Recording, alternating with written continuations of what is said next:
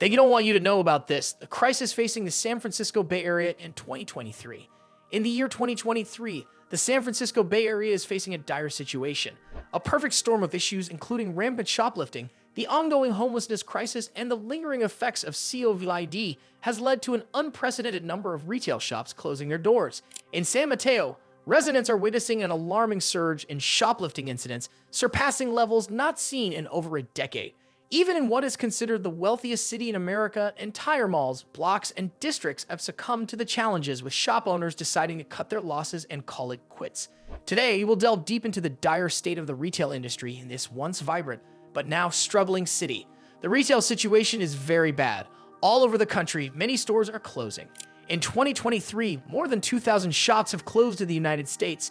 This includes over 20 Walmarts and Best Buy stores each, around 50 Banana Republics, over 150 Walgreens, more than 480 Tuesday Mornings, and nearly 550 Foot Locker locations. Usually, big brands open and close stores every year.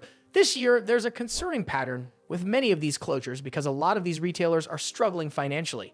It's not just a plan to remodel. Brands like Rite Aid and Bed Bath & Beyond are closing many stores and filing for bankruptcy.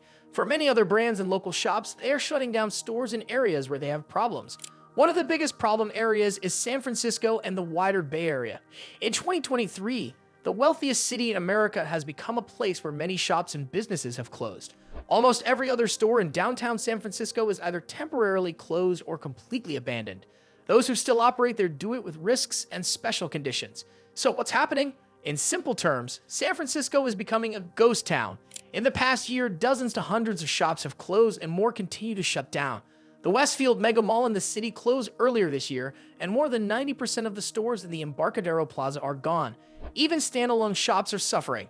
Union Square in the city, which used to be busy, now has only a few stores open. The same goes for Market Street.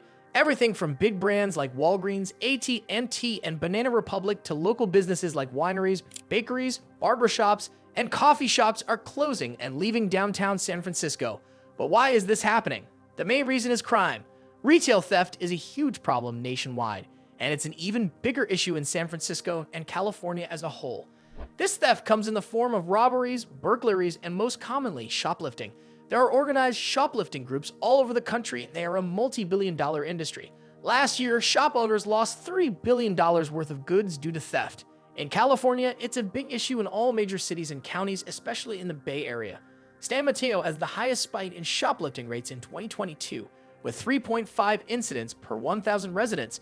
San Francisco follows as the second highest with 3.3 incidents per 1,000 residents. These numbers are 20% higher than they were before the pandemic in 2019, and they have gotten worse in 2023. Retail shop owners in San Francisco are facing huge losses and closing their businesses. Those who are still open are taking drastic measures to stay that way or trying to survive the financial losses. For example, a Walgreens store in the Richmond district has started locking their freezers with heavy chains to stop people from taking products and walking out. They say they get hit by shoplifters at least 20 times a day. Nearby, a store called Cigarettes Cheaper was targeted by burglars, and the owner says he lost as much as $100,000. Out of the 9 Target stores set to close across the U.S., 3 of them are in the Bay Area, with the most important one located on Folsom and 13th in San Francisco. Target mentioned that it had to close its stores in the Bay Area because they couldn't stop shoplifting by organized groups. This problem isn't just in San Francisco. In San Jose, whole blocks of stores are closed and buildings are covered in graffiti. The same goes for Oakland and Berkeley across the Bay. Telegraph Avenue has many shoplifters and stores have closed down. In Oakland, burglaries went up by 42% and another Target store shut down. The mayor is trying to make it safe for big brands in the city. In El Sobran, a store clerk was hurt by a repeat shoplifter who set a fire in September 2023. The situation there is bad, but it's even worse in San Mateo.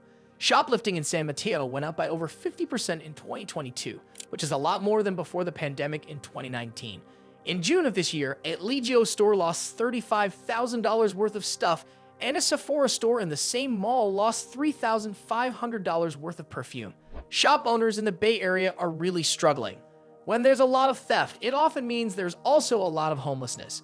California is known for having a big homeless problem, and San Francisco has been trying to get homeless people off the streets for a long time to make the city cleaner and safer. In 2022, San Francisco had 887 homeless individuals per 100,000 residents, which is higher than the national average of 578 per 100,000 residents.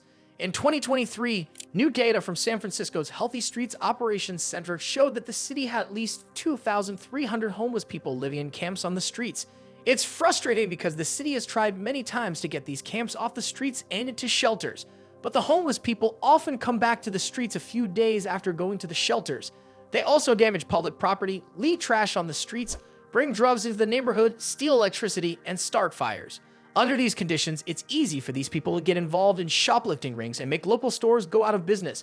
The city is in a legal fight with homeless advocates over whether they cleared the camps the right way. The city is supposed to provide shelter for the homeless, and they were accused of breaking the law by clearing the streets without having enough shelter for all of them.